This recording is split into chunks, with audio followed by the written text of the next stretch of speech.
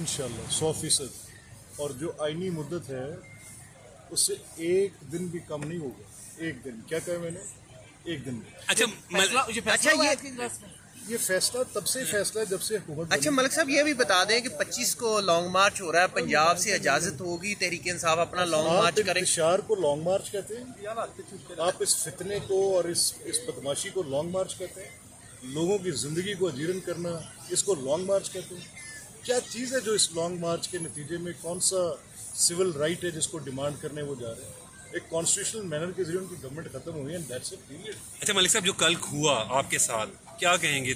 परवेज इलाही ने चंद मिनट के लिए इजलास बुलाया, आपकी अदम मौजूद। चीटिंग होती है, नकल को, चोरी या फ्रेब या धोखा, वो सिर्फ ये इस किस्म की नौसरबाजी जो है वो जुर्म ही है, जो भी करे। पंजाब से कोई गिरफ्तारियों का इम्कान है तहरीक इंसाफ की? हम रूल ऑफ लॉ में यकीन रखते हैं। तहरीक इंसाफ के कारकुनान गिरफ्तार तो नहीं करेंगे आप? रूल ऑफ लॉ क्यों करेंगे? किसी पॉलिटिकल वर्कर को गिरफ्तार करना कौन सा काम है?